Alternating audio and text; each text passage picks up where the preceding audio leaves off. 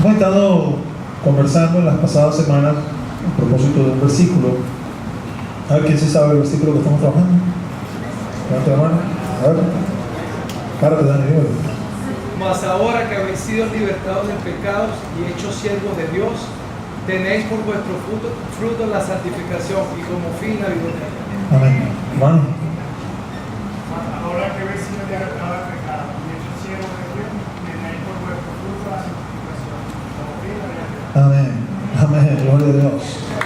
El versículo, Romanos 6:22. Usted puede contar al Señor, ¿no?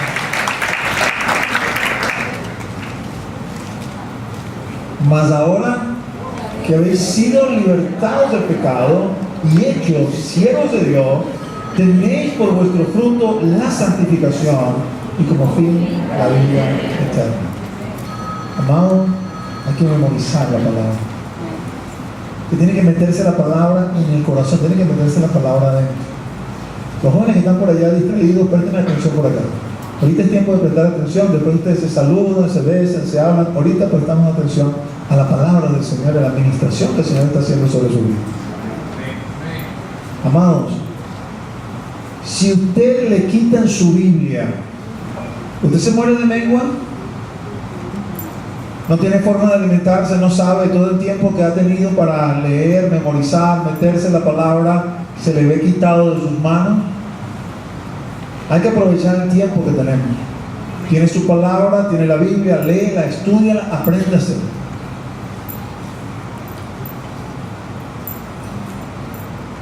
Nosotros, mis amados hermanos, no podemos pensar, o no debemos pensar que cosas que han sucedido a la iglesia a lo largo de toda su historia, a nosotros nunca nos van a alcanzar y a nosotros nunca nos van a pasar. Muchos de los países que hoy en día se han convertido de alguna manera en campos blancos, campos misioneros, en algún momento fueron países que conocían de la palabra. En algún momento fueron países, no vamos a decir que los países en sí no eran cristianos, pero el cristianismo se movía con libertad. Hoy en día esos son lugares donde la Biblia es un libro prohibido. Tener la Biblia puede ser delito de pena capital. Alguien que tenga una Biblia tiene que tenerla escondida, tiene que leerla en secreto, se convierte realmente en un tesoro y en un riesgo. Si a usted le quitaran su Biblia, y entiéndame por qué le digo morirse de mengua, no solo de pan vivirá el hombre, sino de toda palabra que sale de la boca de Dios. Y la palabra que ha salido de la boca de Dios está reflejada hoy en la Biblia. Si usted le quita su Biblia, usted se muere de mengua, no conoce, no sabe, nunca ha memorizado. Depende de alguien que le hable, de alguien que le diga. Y si depende de alguien que le hable, que le diga, es capaz de discernir, de saber, ¿me está hablando palabra de Dios o no me está hablando palabra de Dios? Sí, eso lo dice la Biblia. No, eso no lo dice la Biblia. Es menester, amados hermanos, que nosotros nos metamos la Biblia en el corazón. Hemos estado trabajando ese versículo, estuvimos trabajando ya, que lo hemos tomado como el versículo lema de la iglesia. ¿Cuál es el versículo lema de la iglesia? El Salmo 27.4. ¿Qué dice Salmo 27.4?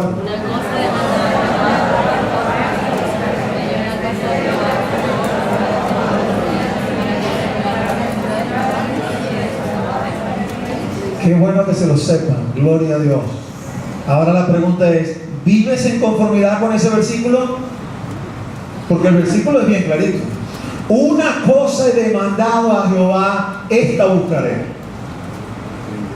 que esté yo en la casa de Jehová todos los días de mi vida, para contemplar la hermosura de Jehová e inquirir en su santo templo.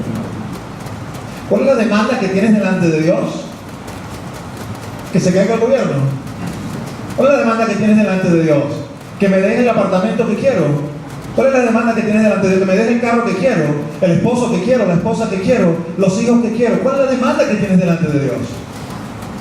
Porque si eres miembro de la iglesia y te has plegado a la visión de la iglesia, tienes una sola demanda, tenemos una sola demanda: yo quiero estar en tu casa todos los días de mi vida. Y lo demás va a venir por añadidura. Lo que tú tengas para mí va a venir por añadidura. Porque creo tu palabra y vivo en conformidad con lo que creo. Tú me dijiste a mí que si yo busco primeramente el reino de Dios y su justicia, todas las demás cosas me van a hacer. ¿Lo crees de verdad? Demuéstramelo con hechos. No me digas solamente que lo crees, muéstramelo con tu conducta. Por sus frutos los conoceréis. Así está escrito, por sus frutos los conoceréis. Yo creo y en función de lo que creo hablo y actúo. Yo no tengo necesidad de preguntarte qué crees tú. Yo todo lo que tengo que hacer es observarte. Y observándote yo voy a saber qué tú crees y qué tú no crees. ¿Creemos la palabra realmente? Porque el primer paso es eso, me la memorizo. Transformaos por medio de la renovación de vuestro entendimiento, para que comprobéis cuál es la buena voluntad de Dios, agradable y perfecta. Cuando trabajamos sobre este versículo que hemos venido tratando ya desde hace una semana, el versículo me resume lo que yo soy en Cristo y que espera de mí en Cristo. Mas ahora que habéis sido libertados del pecado y hechos siervos de Dios, tenéis por vuestro fruto la santificación y como fin la vida eterna. Cristo me ha dado una nueva vida, y esa nueva vida está fundamentada sobre dos elementos. Me hizo libre del pecado y me constituyó en su siervo. Y ahora yo le manifiesto al mundo, primero le manifiesto a mis hermanos en Cristo, en la iglesia, y luego le manifiesto a todo el mundo que eso es una realidad en mi vida, porque el fruto que evidencia, que ven, es santidad. No camino en pecado, no practico el pecado y mi vida está consagrada para Dios. Y todo lo que hago en mi vida persigue un solo objetivo: alcanzar la vida eterna. Eso es lo que me está enseñando ese versículo.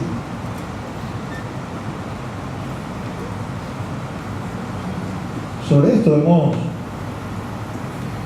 ya hemos tratado varias cosas sobre esto, ¿no? De hecho, en su debido momento tratamos el evento pecado, ¿no? Y cuando yo estaba preparando la prédica y repasaba, porque hoy vamos a trabajar acerca de vida eterna, es lo que usted ha ido siguiendo la secuencia, ya sabe que estamos ya finalizando, queda es estudiar el evento vida eterna relacionado con dos de las tres cosas que dijimos a propósito de vida eterna: el Espíritu Santo y los mentores. Y vamos a tratar los mentores. Pero algo subió a mi corazón y yo quiero decírselos antes de empezar directamente con esto. Tiene que ver con el pecado, porque hay una mala concepción a propósito del pecado y del pecador, quizás por una frase que se nos ha repetido mucho y que quizás hemos malinterpretado, ¿no? Cuando hablamos de que Dios aborrece el pecado pero ama al pecador.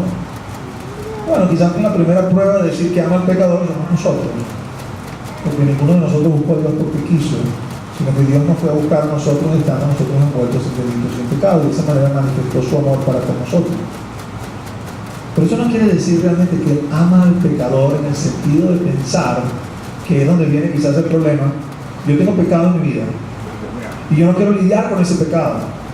Entonces consiento en Él y como cristiano sigo viviendo con Él y me justifico a mí mismo diciendo: no, es que Dios ama al pecador y Dios sabe que tengo este pecado, Dios sabe que practico este pecado, pero como Él ama al pecador, Él se va a hacer la vista gorda, Él va a mirar a otro lado. Pero eso es contrario a lo que dice la Escritura. Y permítame leerle para que usted lo escuche directamente.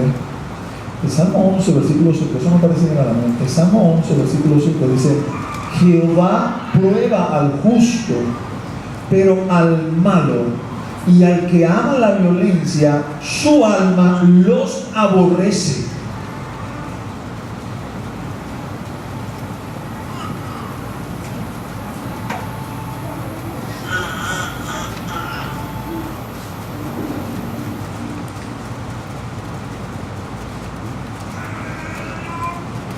En el Salmo 5, el versículo 5 dice: los insensatos no estarán delante de tus ojos, aborreces a todos los que hacen iniquidad.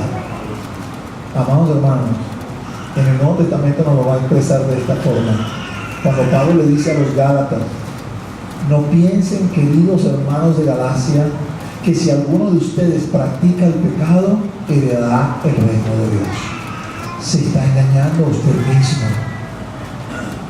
Hemos sido capacitados de parte de Dios para luchar contra el pecado y vencerlo. Es nuestro deber hacerlo, porque hemos sido capacitados de parte de Dios para poder trabajar en esa dirección. Más aún, tenemos que aborrecer el pecado en general, pero ese pecado en particular que está en nuestra vida, o esos pecados particulares que están en nuestra vida, por los cuales consentimos y pensamos que Dios mira hacia un lado, esos tenemos que odiarlos. El Señor aborrece el pecado, y así de la misma manera usted y yo tenemos que aborrecer el pecado. Usted sabe que de alguna manera muestra, voy a decir, la ignorancia desde la perspectiva de la palabra, ¿no? El profeta dice: mi pueblo perece porque no conoce la palabra, le falta conocimiento. Y entonces, en lugar de aborrecer ese pecado, nos jactamos de él. Entonces usted consigue hermanos que comienzan a hablar: ah, no, yo cuando era mundano, yo hacía tal cosa, así como que fuera gran cosota. Vergüenza nos tendría que dar. Vergüenza nos tendría que dar. A veces erramos tanto en el conocimiento de Dios que pensamos como que si Él fuera ministro del pecado. Ah, no, es que si yo no hubiera hecho estas cosas, no lo hubiera conocido. No, amado hermano, Dios es lo suficientemente poderoso para que tú lo conozcas sin que hubieses hecho esas cosas. Eso nos tiene que dar en vergüenza de lo que sucedió, de lo que pasó. Ojalá no lo hubiéramos hecho. Ojalá no hubiésemos participado en esas cosas. Ojalá. Cuando entendemos que hemos participado de algo que hoy en día aborrecemos, no me jacto de las cosas pasadas, de fornicaciones, de adulterios, de borracheras, de orgías, de drogas. No me puedo afectar de nada de esas cosas, todo lo contrario, ojalá no. Cuando entiendo que a pesar de que estaba perdido todas esas cosas, el vino me salvó a pesar de eso, lo que tiene que producirme es un corazón agradecido. Pudiste no haberme salvado, pudiste haberme dejado allí. Los que ya tenemos más edad, no solamente en el Señor, sino cronológica también, y podemos ver a nuestro alrededor personas que en nuestra juventud caminaron con nosotros de alguna u otra manera, compañeros de estudio, compañeros de trabajo, y hoy podemos ver el resultado de sus vidas. No podemos sin otras cosas decirle: Señor, gracias, Señor, porque yo podría ser uno de ellos. Y no lo soy, no porque soy mejor que nadie, solo porque tú tuviste misericordia. El pecado, mis amados hermanos, es una cosa muy, muy, muy seria. Y no podemos consentir con el pecado para nada. Para nada. Cualquier cosa que tenga que ver con el pecado que no sea manejado escrituralmente tiene que prendernos las alarmas. Porque pudiera ser que usted piensa que está caminando bien y resulta que no está caminando bien, está caminando mal. Cuando hablamos entonces de vida eterna,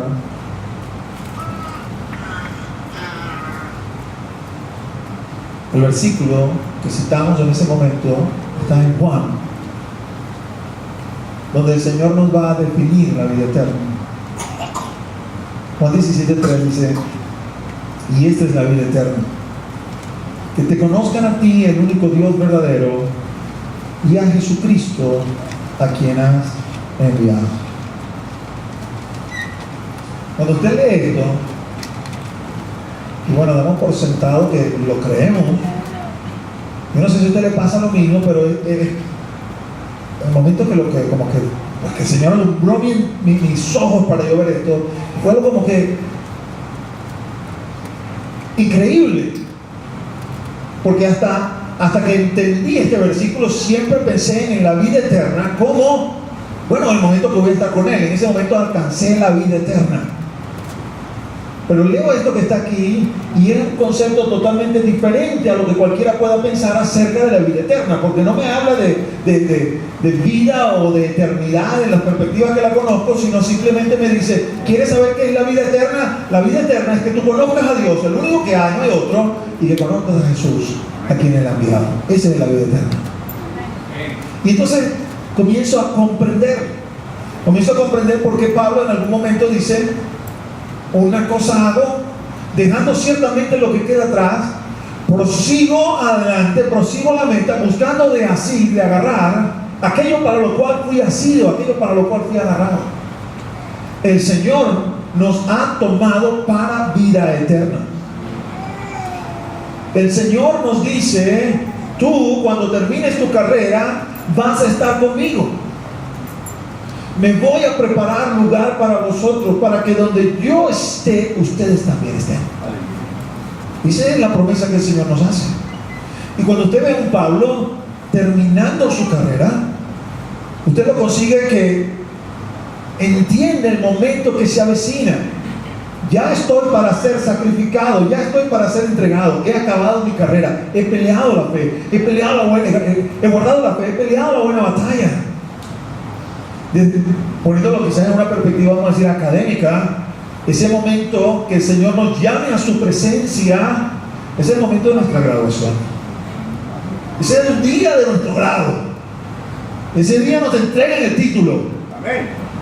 Pero ya lo tengo en promesa, y Él espera de mí que yo viva en esa promesa aquí y ahora, porque aquí y ahora yo puedo comenzar a conocerlo. Mi vida de alguna manera es una dualidad, es una dicotomía, porque tengo esta carne y tengo responsabilidades acá en este mundo que de alguna manera me plantan acá, pero no soy de acá. Tengo una naturaleza espiritual dentro de mí, partida por el Señor, que me permite elevarme y vivir en el nivel del reino y profundizar en este conocimiento. Esto revoluciona y dimensiona mi manera de ver las cosas, mi manera de vivir, mi manera de existir, mi manera de caminar, lo cambio completamente. Nos permite enfrentarnos a la situación que vivimos de una manera totalmente novedosa y de una manera totalmente loca para el mundo. Pero eso no nos tiene que extrañar, porque para el que se pierde, el Evangelio es locura. Yo no estoy esperando que el que no tiene la luz del Evangelio entienda lo que yo hago, entienda lo que yo hablo, ni siquiera que lo comparta, más bien todo lo contrario. Pero eso es bíblico también. Entonces nuestro deber, mis amados hermanos, es entendiendo esto. El cambio en mi vida. Soy libre de pecado. No tengo por qué vivir en pecado. No debo vivir en pecado. Soy su siervo. Ahora voy a mostrar al mundo el fruto de mi vida, santificación.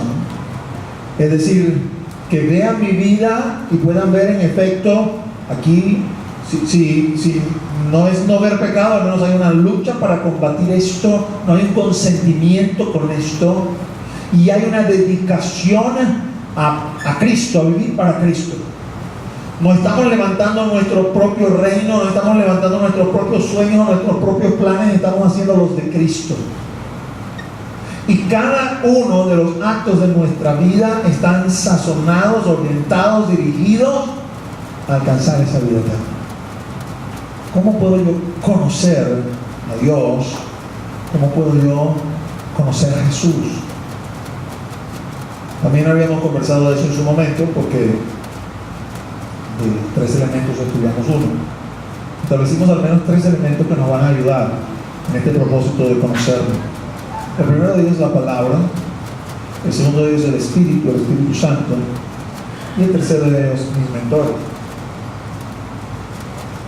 Permítame decirle que eso que usted está viendo aquí es un orden jerárquico, muchas veces malentendido por los cristianos, especialmente los cristianos de tiempo en el Señor. En algún momento los cristianos de tiempo en el Señor cambian este orden y ponen el Espíritu arriba y la palabra abajo. Y bajo esa premisa se justifican de lo que hacen para decir: el Espíritu me dijo, el Espíritu me habló, el Espíritu... Y aunque tú le demuestres por la palabra que lo que supuestamente el Espíritu le dijo está contradiciendo la palabra, nadie los va a mover de esa posición, porque ellos cambiaron el orden. Nada, ni siquiera el Espíritu está por encima de la palabra.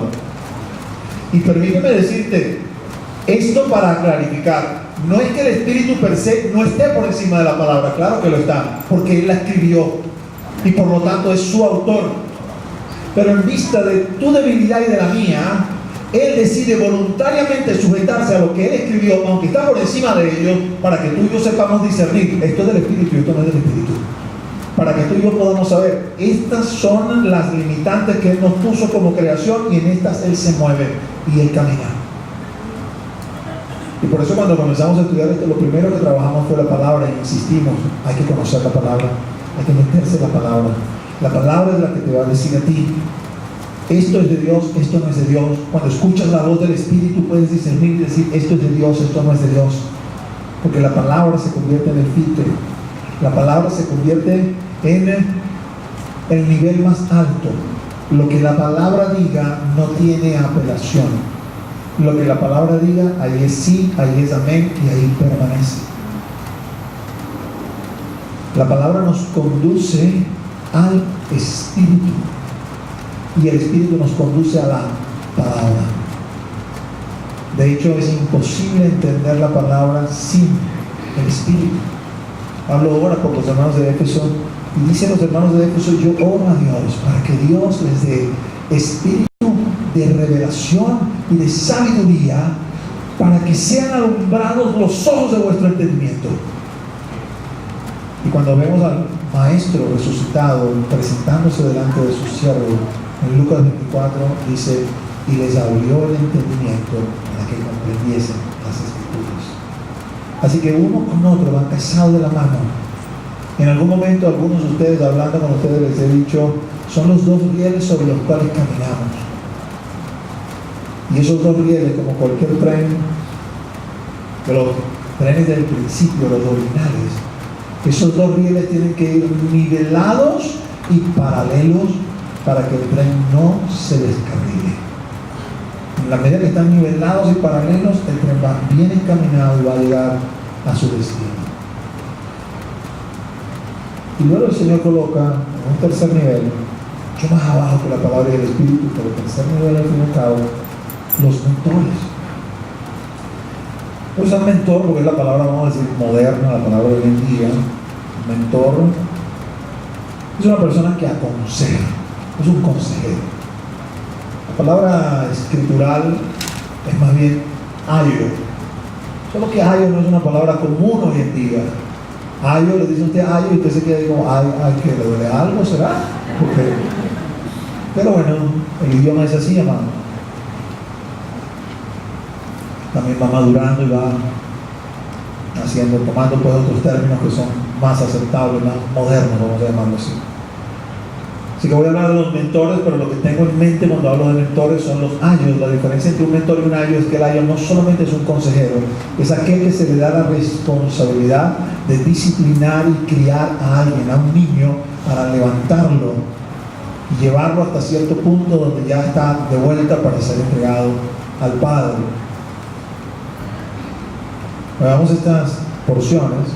Gálatas en principio, Gálatas 4, versículos 1 y 2, donde Pablo, hablando de los hermanos de Galacia, le dice, pero también digo, entre tanto que el heredero es niño, en nada difiere del esclavo, aunque es señor de todo, sino que está bajo tutores y curadores hasta el tiempo señalado por el Padre.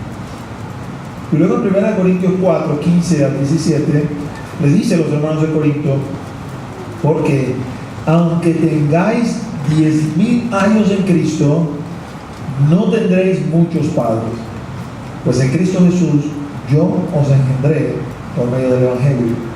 Por tanto, os ruego que me imitéis. Por esto mismo os he enviado a Timoteo, que es mi hijo amado y fiel en el Señor, el cual os recordará mi proceder en Cristo, de la manera que enseño en todas partes y en todas las iglesias.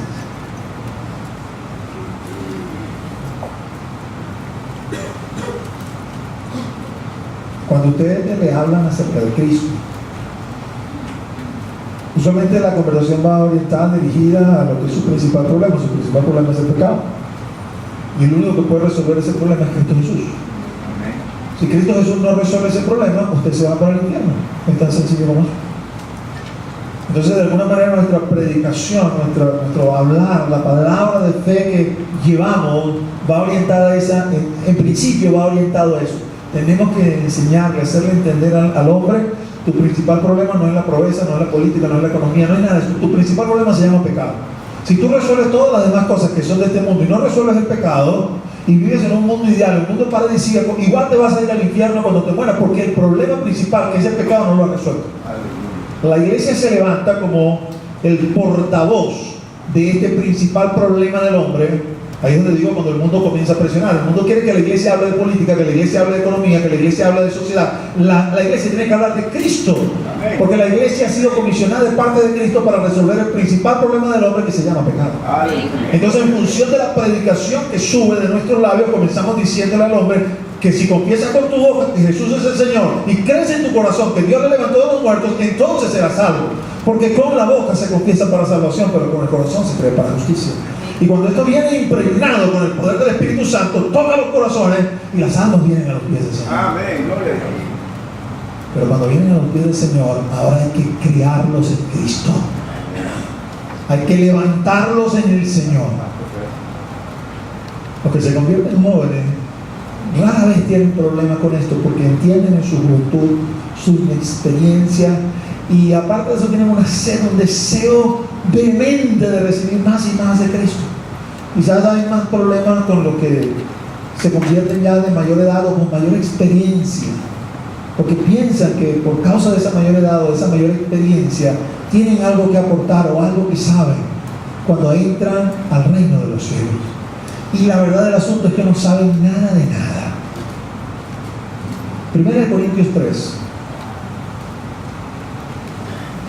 Pablo hablándole a los hermanos de Corinto, la misma epístola ahorita que leímos el 4, capítulo antes, dice: de manera que yo, hermanos, no pude hablaros como a espirituales, sino como a carnales, como a niños en Cristo. Os di a beber leche y no vianda, porque aún no erais capaces, ni sois capaces todavía, porque aún sois carnales. Pues habiendo entre vosotros celos, contiendas y disensiones, ¿no sois carnales y andáis como hombres? Todo aquel que se convierte, gloria a Dios porque se convierte, porque es salvo, hijo de Dios, heredero del reino, sin importar la edad que tenga cronológica y sin importar la experiencia acumulada en el vivir en este planeta Tierra, no es otra cosa sino un niño en Cristo. Y por ende no puede recibir vianda, tiene que ser alimentado con leche espiritual. Interesante que se lo diga a los hermanos de Corinto, porque los hermanos de Corinto tenían una iglesia poderosa en Cristo, como es el deber ser de la iglesia. La iglesia tiene que moverse en el poder del Espíritu Santo. La iglesia tiene que mostrarle al mundo: el cielo ha descendido a la tierra. Porque eso es lo que dijo Jesucristo: arrepentidos porque el reino de los cielos se ha acercado. Y yo os digo que de aquí en adelante veréis ángeles de Dios subiendo y bajando sobre el Hijo del Hombre, ministrando el cielo sobre la faz de la tierra a través de la iglesia. Y la iglesia de Corinto lo hacía. Tenía todos los dones y ministraban el poder del Espíritu Santo. Era impresionante visitar la iglesia de Corinto. Ahí los enfermos eran sanados, los endemoniados eran libertados. Ahí se producía salvación. Y sin embargo, Pablo le dice: a pesar de todo eso, que no lo hacen ustedes, en realidad lo hace el Espíritu Santo. Ustedes solo son canales para que eso suceda.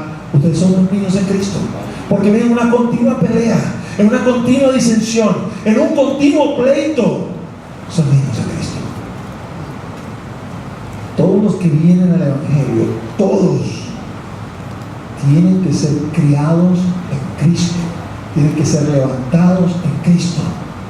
Y lo que el Señor hace para que eso se logre es colocar a esos niños, nuevos niños, bajo mentores, bajo ayos, bajo tutores, bajo curadores, que los vayan levantando en el Evangelio, que los vayan criando, que los vayan nutriendo.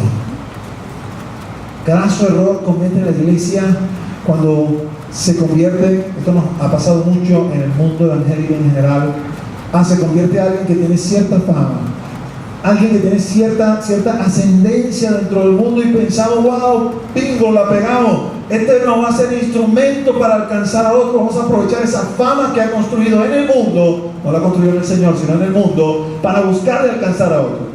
Y le dan un púlpito y lo ponen a predicar, y lo ponen a enseñar, y ponen a hacer cualquier cantidad de cosas, al cabo de 2 o 3 años, ¡pum!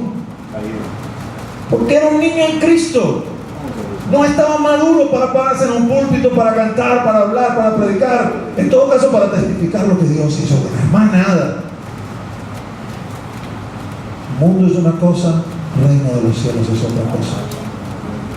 Así que, no importa la edad que usted tenga, no importa la experiencia que usted tenga, usted se convierte al Señor y el Señor lo va a colocar bajo esas personas que lo van a comenzar a nutrir y que lo van a comenzar a alimentar, que lo van a comenzar a criar en el Evangelio.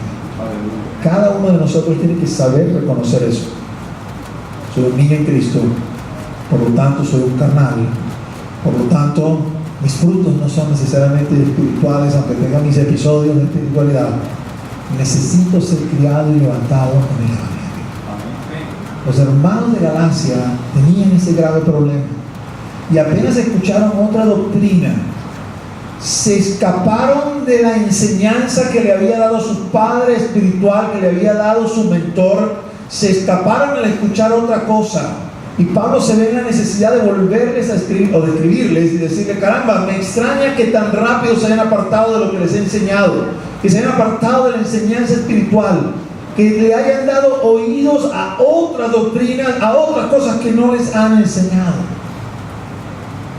Y aparte de reprenderlos duramente, porque lo que ellos querían era, ni siquiera irse al mundo, querían hacerse judíos. Y él le decía, ¿cómo te vas a ser judío? ¿No te das cuenta que los judíos están bajo el primer pacto y el primer pacto no sirve para justificar a nadie? Pero como estaban escuchando otros vientos de doctrina, no de aquellos que Dios había colocado y puesto para levantarlos y criarlos en el Señor, pensaban que se las sabían todas y que ahí era que tenían que meterse. Con todo y eso, Pablo, que les exhorta con cierta dureza, les muestra su amor entrañable para con ellos, cuando les dice, Gálatas insensatos, por los cuales vuelvo a sufrir dolores de parto hasta que Cristo sea engendrado en vuestros corazones. Porque tal como él se define, un perito arquitecto que sabe colocar el fundamento, entendía, no me estoy colocando yo en los corazones de ellos, estoy colocando a Cristo en los corazones de ellos. Porque Cristo es el único bastón sobre el cual nos debemos apoyar. Pero usted no nace con Cristo en su corazón, en el sentido de que ya se la sabe toda, necesita que lo enseñe. Y lo primero que tiene que entender es un niño en Cristo, no me la sé todas. No importa que el Espíritu ministre por medio de mí de una manera tan poderosa que ni siquiera en esa iglesia los pastores ministran así, seguro que Dios está conmigo más que con ellos. No es así. No es así, no es el poder el que testifica de usted, es el fruto lo que testifica de usted. Porque finalmente el poder no es suyo ni mío, es del Espíritu Santo. Y usted y yo somos solamente canales para que ese poder fluya y para que ese poder toque. Ese poder de nosotros no dice absolutamente nada. Lo que dice es el fruto. Y el fruto va orientado a mi rendición a Cristo. En la medida que me rindo al Señor, entonces Él podrá trabajar en mi vida y dar fruto por medio de mi vida. Pero usted no se rinde de la noche a la mañana. Así que, teniendo eso en mente, me va a permitir decirle algo, porque Dios, en el momento que usted se convierte, lo hace parte de su iglesia y lo coloca en una iglesia local. Y dentro de esa iglesia local, ahí usted va a conocer lo que voy a llamar sus primeros mentores o sus primeros ayos. Y no son otros sino los pastores de la iglesia.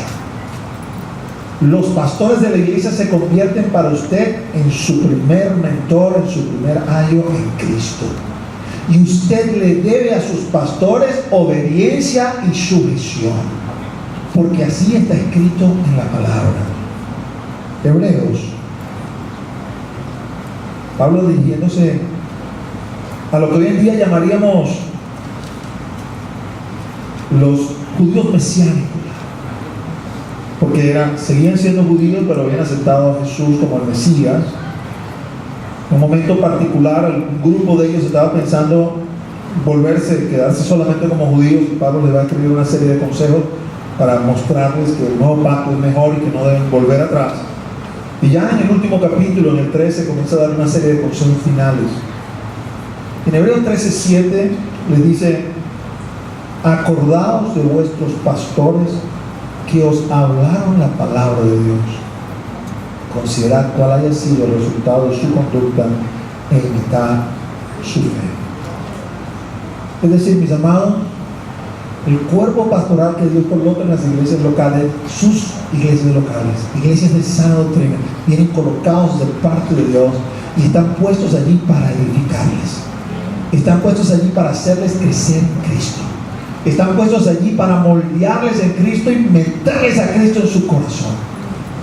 Que no siempre lo van a hacer en conformidad con lo que a usted le parece, que no siempre lo van a hacer en conformidad con el carácter que usted espera que lo hagan, que usted va a ver quizás muchas cosas malas, sí, claro que las va a ver, son hombres como usted y como yo, pero tienen la unción pastoral y la autoridad pastoral dada de parte de Dios para ministrarle y para hacer ese trabajo, y usted se debe a Él.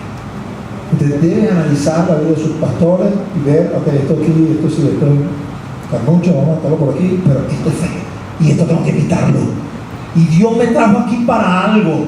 Lo pudo haber llevado a cualquier otra iglesia local bajo la tutoría de cualquier otro hombre de Dios, pero lo trajo aquí para ponerlo bajo la autoridad de los 5 pastores que ministran en esta iglesia. Mi persona como pastor principal, el pastor Ignacio que está ahí sentado, 2 de los ancianos, porque ancianos es lo mismo que pastores, el anciano Marlon y el anciano Fadi estuvieron en el primer servicio, y el pastor plantador, que es el pastor Julio Arria, el más joven de los 5, pero igual con una unción pastoral. Esos son los 5 hombres de Dios que Dios ha colocado en esta iglesia, y usted está bajo la autoridad espiritual de esos 5 hombres si usted se siente parte de esta iglesia local. Amén de que creo que usted asiste aquí porque usted cree que esos son hombres de Dios en realidad, porque si no cree que somos hombres de Dios, amados, corra para otra iglesia. Créame lo que se lo digo con todo el respeto que usted se merece, pero con todo el corazón. No tiene sentido que usted tenga una iglesia que usted no considera que es una iglesia de sana doctrina y que los hombres que dirigen esa iglesia no son hombres de Dios. Pero si somos hombres de Dios, esto se aplica a nosotros. Y permítame decirle algo que le dije también a los hermanos del primer servicio, porque uno habla así quizás de esa forma y usted pensará: ¿será que todavía fuiste pastor? No, todavía no fui pastor. Fui niño en Cristo también.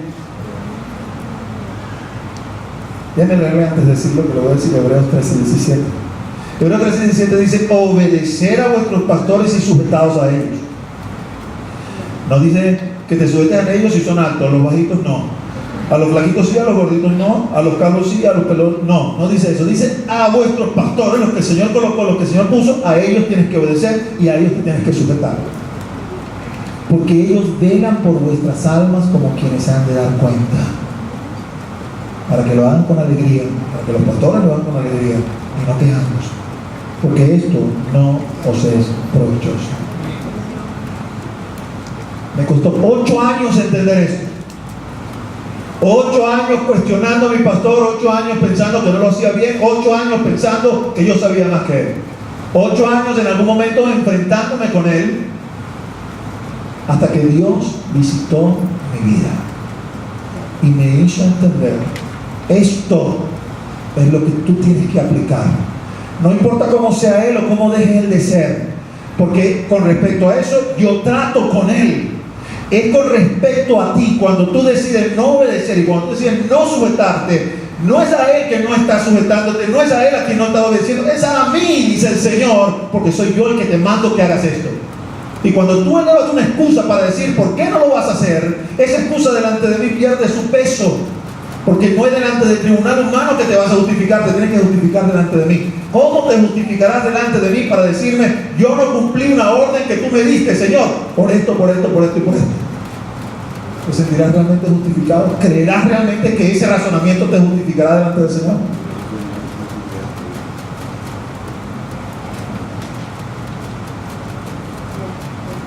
El día que tuve mi encuentro con el Señor y fui a hablar con mi pastor, pude ver la realidad de este versículo, ¿no? Cuando dice que debemos hacerlo bien, entendiendo que velan por nuestras almas, para que ellos, en el cuidado que tienen de nosotros, lo hagan con alegría y no quejándose. Porque yo recuerdo esa mañana, fui a hablar con él. La iglesia donde yo me levanté, no tenemos la costumbre de llamar al pastor, le llamamos por su nombre de pila. ¿Sabes? Esto no es contigo. Y él era un hombre de su particularidad, ¿no? Me vio así, como que, ¿con quién ahora? Está bien, vamos a hablar. Me senté a hablar con él y le conté toda la experiencia que había tenido esa noche antes con el Señor. Bueno, antes no, hacía una semana que lo había tenido. Y mi pastor lloraba. Creo que es la única vez que lo vi llorar. No decía nada mientras yo le hablaba, sus lágrimas salían, le corrían. Me decía, ahora entiendo. Porque en más de una oportunidad estuve a punto de cortarte, estuve a punto de echarte a la iglesia. Pero el Señor me dijo, no, yo estoy trabajando en él. Y ahí supe también lo que es ser un pastor de Dios. Porque los pastores de Dios nos vamos a parar delante del tribunal de Cristo para darle cuenta al Señor. ¿Qué hiciste con esta alma? ¿Qué le aconsejaste de esta alma? ¿Qué le hablaste de esta otra? No quiere decir que como pastores no sepamos que el Señor nos da como uno de nuestros instrumentos la vara. Pero no vamos a aplicar la vara conforme a nuestro criterio, sino conforme al criterio de Dios. Mi relación con mi pastor cambió. 4 años después se lo llevó el Señor. Y si de algo me lamento es no haber tenido esa actitud desde que comencé.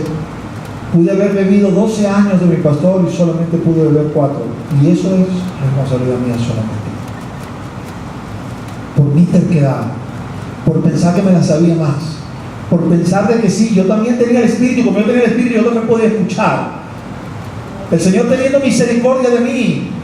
Porque esa fue la misma excusa que presentaron María y Aarón cuando hablaron en contra de Moisés. ¿Acaso habla solamente por Moisés? ¿Acaso nosotros no también tenemos el Espíritu y también le escuchamos?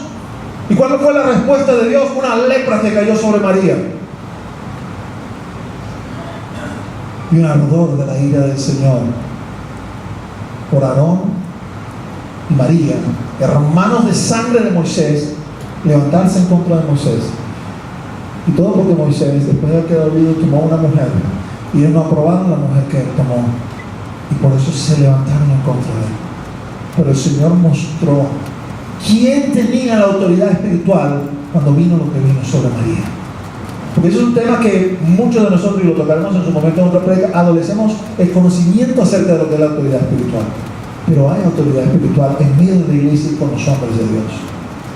Si somos hombres de Dios, nuestro trabajo lo vamos a hacer con el debido cuidado. ¿Qué le digo a él? ¿Qué le digo a ella? ¿Tengo que seguir atendiéndolo a él o a ella, que preferiría decirle, ay, Ignacio, atiéndelo tú, Ignacio, ya no lo quiero atender más? Si el Señor me dice, quiero que seas tú el que lo atiendas, pero que siempre más de lo mismo, Señor, atiéndelo. Yo estoy trabajando en su corazón. Sí, Señor, yo lo atiendo. Tú estás trabajando en su corazón. Porque esa es la tarea pastoral. Si somos pastores para creernos y ufanarnos y tomar autoridad sobre la iglesia, créame que el Señor va a tomar eso en cuenta. Y el juicio del Señor vendrá cuando nosotros como pastores. Ahora conocemos la palabra, mis amados. ¿Usted cree que yo me hice maestro porque quería hacerme maestro? ¿Usted cree que yo no tiemblo cuando leo Santiago y me dice, no os hagáis maestros muchos de vosotros, sabiendo que recibiréis mayor condenación? Que si enseño lo que después no practico, seré responsable delante de Dios con respecto a eso. Y sé que cada uno de mis colegas pastores que trabajan conmigo, mis conocidos pastores también, tienen ese mismo temor en su corazón. Los primeros mentores que Dios les coloca para que usted conozca a Dios y para que usted conozca a Jesús son sus pastores. Y estos que somos hoy en día sus pastores comenzamos tan neófitos como muchos de ustedes, porque esto es una cadena. Usted crecerá, avanzará y tendrá que caminar solo, y tendrá después que usted ejercer también ese mismo servicio, rol de ayo, de mentor con otros, porque así funciona el cuerpo de Cristo. No solamente trayendo a las personas porque hay que traerlas, ese es el primer paso. Es criándolas en Él, porque Él nos mandó a ser discípulos. Y los discípulos hay que levantarlos, hay que criarlos, hay que educarlos en el Señor. Los pastores no pueden obviamente hacer todo. Y ahí es donde entran los ayos, como les decía. Y usted lo va a saber, usted va a estar en medio de la congregación, y en medio de la congregación donde va a dar ese testimonio en el corazón. Este es el hombre, esta es la mujer que he puesto sobre ti. A lo mejor nosotros tratamos de ser pastores accesibles. Aquí nosotros no andamos ni con guardaespaldas, usted no puede hablar con cada uno de nosotros, no puede dar la mano, no puede abrazar, no estamos por allá en una cúpula, usted puede pedir cita para hablar con nosotros y hablamos con usted todas las veces que usted quiera, pero entendemos que 5 para 400 somos muy pocos. Y que Dios va a levantar en medio de nosotros vamos a llamar los líderes intermedios, van a fungir como ayos, como mentores, y nos van a ayudar en esta tarea, porque es necesario que así sea. Y cuando hablamos de ayos en Cristo, quisiera mencionarte un nombre que retumba en la historia. Hechos 9:27. Y lo voy a traer a colación a él porque Pablo es el que introduce esta palabra de los ayos. Tendrán 10,000 ayos en Cristo, pero solamente tienen pocos padres. Hechos 9:27 dice: entonces Bernabé, tomándole, lo trajo a los apóstoles y les contó cómo Saulo había visto en el camino al Señor, el cual le había hablado, y cómo en Damasco había hablado valerosamente en el nombre de Jesús. Bernabé, que significa hijo de consolación. Después de la conversión de Saulo como todo neófito, ¿no? Y un neófito de renombre, por decirlo así, comenzó a hacer lo único que sabía hacer. Tengo talento, estoy versado en la palabra, yo puedo quizás mejor que cualquiera de estos agarrar esta palabra y demostrarle al mundo por la palabra que Jesucristo es el Mesías. Y seguramente lo hizo con denuedo, lo hizo con vehemencia y lo hizo con exactitud, pero no había la unción del Espíritu detrás de eso, y lo que causó fue terror, pánico dentro de la iglesia y de los que lo conocían y lo habían visto que era lo que estaba haciendo. Causó un gran revuelo, un revuelo tan grande que cuando se presenta en Jerusalén ni los mismos apóstoles lo querían recibir. Pero Bernabé fue: ven acá, Pablito, yo te llevo. Y Bernabé, que tenía buen testimonio delante de los apóstoles, habló con los apóstoles y habló y testificó del cambio de Pablo. Perfecto, Bernabé, me parece excelente. Encárgate de este hombre. ¿Cómo no, mis apóstoles? Yo me encargo de él. ¿Qué vamos a hacer primero? Vamos a mandarlo de regreso para su tierra, que se vaya para Tarso. Y le dice a Pablo: Pablo, te vas para Tarso y te quedas ahí esperando que yo te busque. Y ahí pasaron unos cuantos años, donde seguramente Bernabé oraba por él, y allá estaba el Espíritu de Dios tratando con Saulo, hasta que finalmente se levantó la iglesia de Antioquía. Le fue encomendada a la iglesia de Antioquía a Bernabé. Bernabé vio que el trabajo era mucho y se acordó: allá tengo a Saulo de Tarso, lo voy a ir a buscar para traérmelo, porque ahora le voy a enseñar cómo se trabaja en Cristo. Pablo, vas a estar aquí trabajando al lado mío, obsérvame, ve, mira, aprende. Y se lo trajo para comenzar a trabajar allí. Pablo no escapa. Pocos son los hombres en la Escritura, en realidad, de los cuales la Biblia no nos habla de sus errores. Pablo no es uno de ellos. Y años después lo vamos a ver argumentando con su mentor, lo vamos a ver argumentando con Bernabé, por causa de Marcos, porque Marcos los acompañó en el primer viaje misionero y a la mitad le dio una meeting y se regresó. Y Pablo quedó enojado con Marcos. Y cuando vino el segundo viaje misionero, no lo quería llevar, y Bernabé: Pablo, vamos a llevarlo. Yo fui paciente contigo, Pablo, hasta que llegaste a ser lo que eres. Marcos también tiene potencial, vamos a levantarlo en Cristo. Pero discutieron los hombres de Dios y se separaron. Y Pablo se fue con Silas y Bernabé se fue con Marcos. Y la Biblia deja de hablar de Bernabé, y todo el mundo pudiera pensar: Pablo tenía la razón, no era Bernabé. Pero años después, en sus epístolas, consigues a Pablo diciendo: envíenme a Marcos, me es útil para el ministerio. Bernabé tenía razón. El hijo de consolación, uno de los ayos en Cristo, no solamente para Pablo, sino también para Marcos, y quizá para muchos hombres de Dios, lo estaba usando el Señor para eso. El Señor coloca hombres Usted viene acá a la iglesia, por ejemplo, usted el grupo de los jóvenes. Dentro del grupo de los jóvenes, con toda la falla que usted pueda pensar, que Dios le coloca a Joseph. Y Joseph está ahí como líder de los jóvenes, y usted le dé respeto y le dé consideración. Y coloca en medio de la congregación a los diáconos. Y no importa la consideración que usted tenga a sus ojos para con ese diácono, pero la investidura de diácono que ha venido por imposición de mano de los ancianos es espiritual, bíblica y correcta. Y usted debe respetarla y considerarla. Y debe sujeción, y debe obediencia, y debe respeto. Cuando usted no lo hace, usted solamente está manifestando que usted es un niño en Cristo.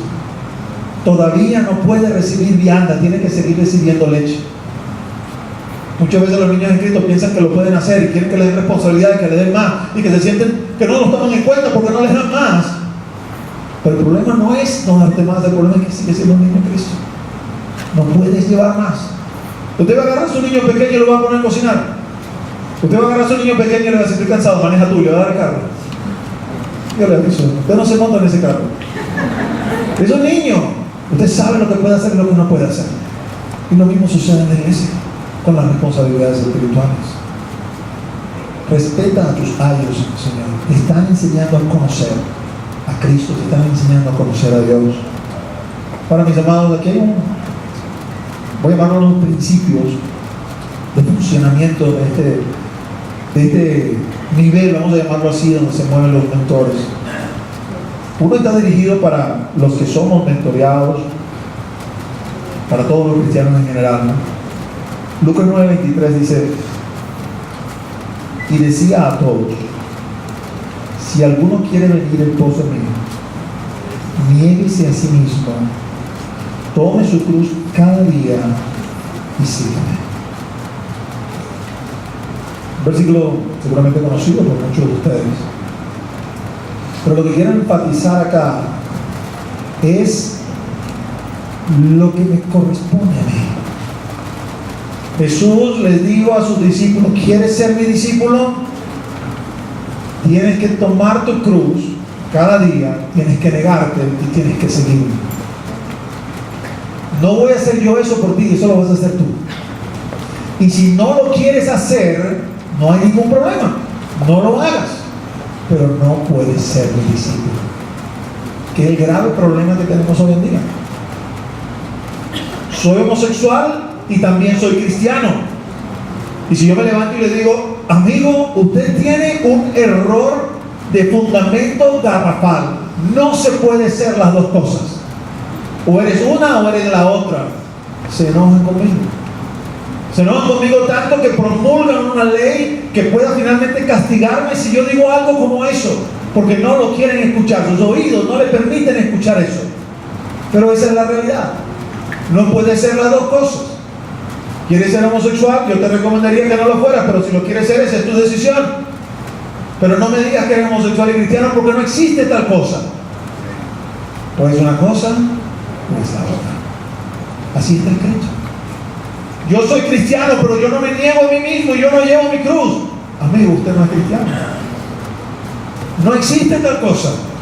Los cristianos, los discípulos del Señor, se niegan a sí mismos voluntariamente y llevan su cruz. Señor, me quiero ir del país. Yo tengo los medios para hacerlo. Yo tengo formas y maneras de sustentarme. Sí, seguramente voy a pasar trabajo, pero también tengo fuerza, así que yo le voy a echar pichón. No me quiero calar más Venezuela, no me quiero calar más los problemas de Venezuela, no quiero estar aquí padeciendo y teniendo necesidad. Pero como somos cristianos, usted puede hacer esa oración libremente delante del Señor.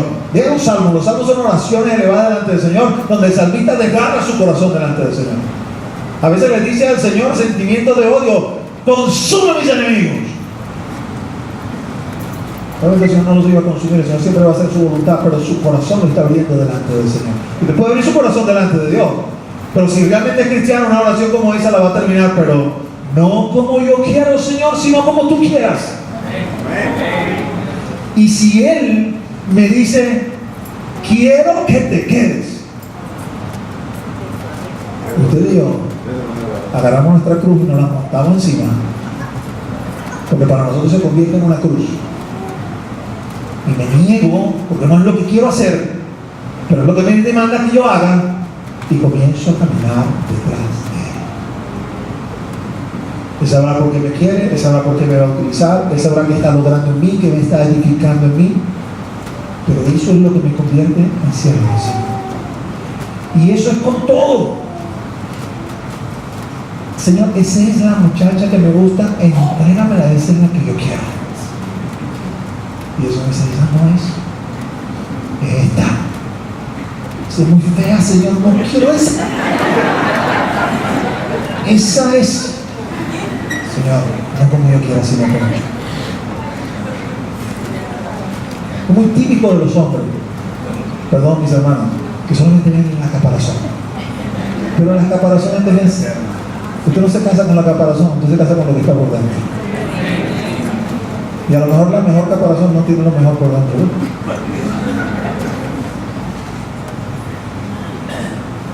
Me niego a mí mismo. Esta es la carrera de mis sueños, esta es la que quiero estudiar, para esto me gradué de bachiller y lo estoy anhelando y deseando, y usted dice, no quiero que estudies eso. A otro le dice, no quiero ni siquiera que estudies en absoluto, métete en Mundo Horizonte, anda a prepararte como misionero. Necesito que alguien le predique a los guaraos, necesito que alguien predique en la India, necesito que alguien predique en Mongolia, te escogí a ti.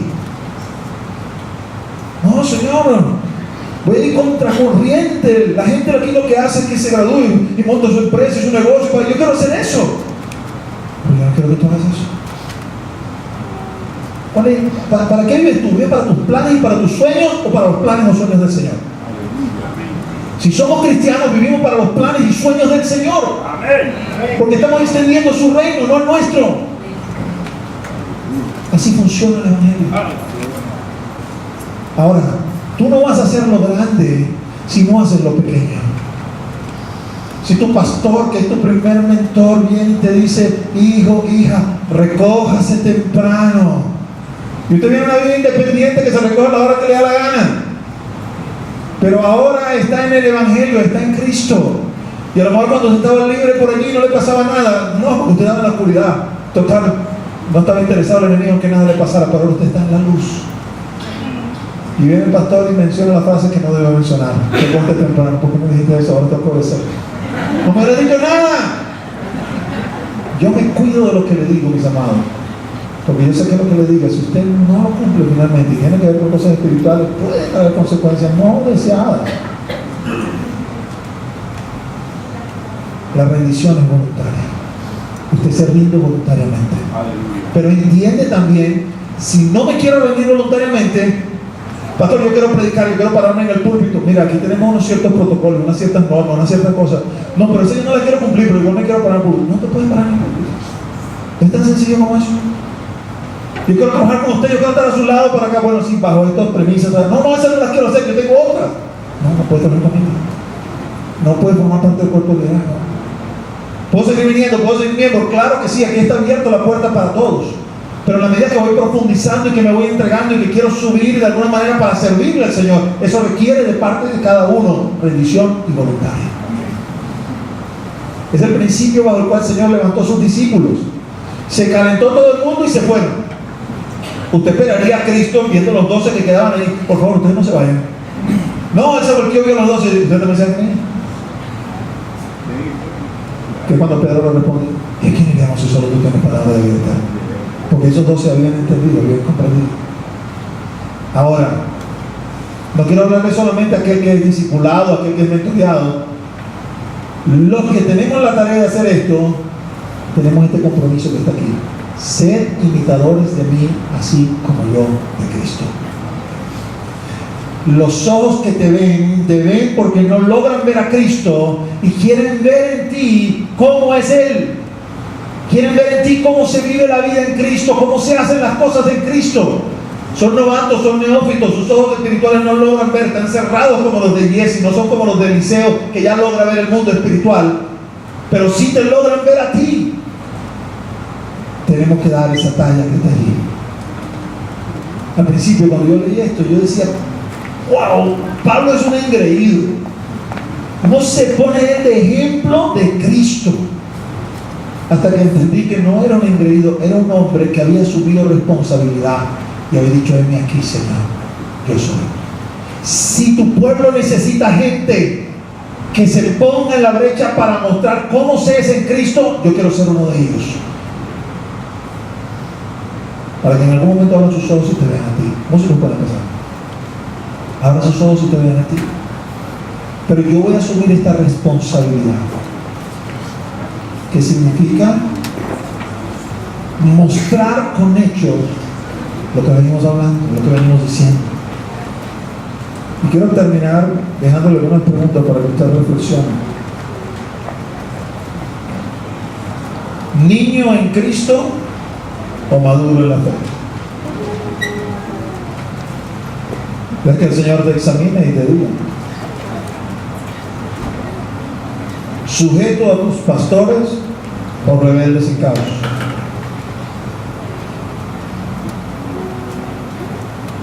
Y se han acercado hermanos. Me mudé para Caracas y me vine para esta iglesia. ¿Hablaste con tu pastor? ¿Tienes la bendición de tu pastor? Ni había pensado eso.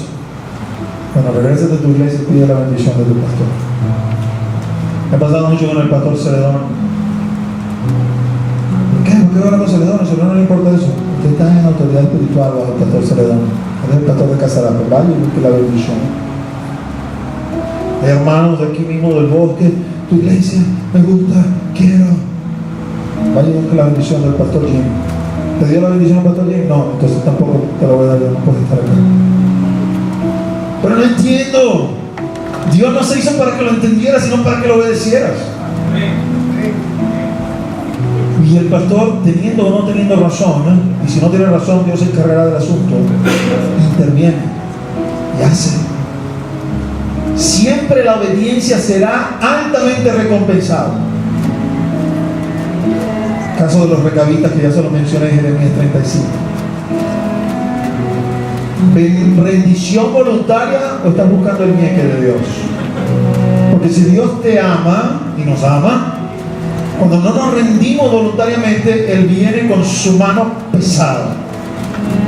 A todo el que recibo por hijo, dice el Señor en Hebreos 12, lo azoto, lo castigo, lo disciplino para que participe de mi santidad. ¿Qué hacemos los pastores? Aún entendiendo que tenemos la vara, en algunos momentos sabemos que esa vara nuestra no es la adecuada. Y decimos: Señor, lo entrego en tus manos. Y entregados en las manos del Señor, nos sentamos a observar cómo el Señor obra y cómo el Señor opera. Imitándolo a Él para ser útil en la vida de otros, o vendiéndote a ti mismo. A lo mejor no eres pastor, pero ya tienes tiempo en el Evangelio. Se supone que si tienes tiempo en el Evangelio ya deberías ser maestro. Eso es lo que Pablo le reclama a los hermanos en Hebreos.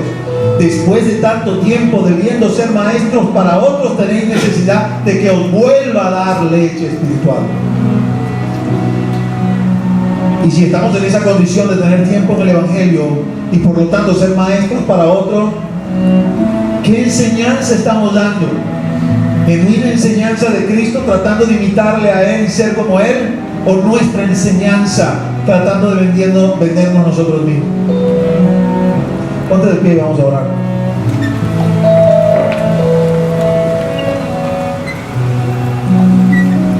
Padre amado, Padre bendito, en el nombre de Jesús, en ese nombre que es sobre todo nombre, venimos ante ti, Señor, rogándote, mi Dios, que tú en esta tarde te muevas en medio de tu congregación y toques, Señor, la vida de tu pueblo, Señor.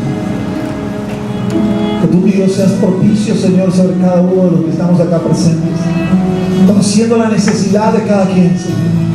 Y Espíritu de Dios, te puedas pasear y puedas ministrar y puedas tocar, Señor. Hay quien necesita ser consolado, confortado, pero hay quien necesita ser exhortado, Señor. Hay quien necesita, mi Dios, ser sanado, Señor. Hay quien necesita ser fortalecido, Señor. Hay quien necesita, mi Dios, que tú le ministres en esta hora y que susurres en lo más profundo de su ser: hijo mío, yo estoy contigo, sé firme y sé valiente hasta el final. Y hay quien necesita solamente, Señor, sentir, Señor, tu brisa, tu susurro, Señor. Ven en esta hora, Señor, y paséate en medio de la grey y ministra a cada quien. conforme a su necesidad, Señor. Ministra a cada quien, mi Dios, conforme a tu palabra y tu porción, Señor. Para que de lo hablado tomen lo que les toca, lo que les pertenece, lo que necesitan, Señor, y podamos ser edificados, Señor. En el nombre de Jesús. Aleluya. Levanta tus manos y juntos vamos a adorar a que vive por los siglos de los siglos.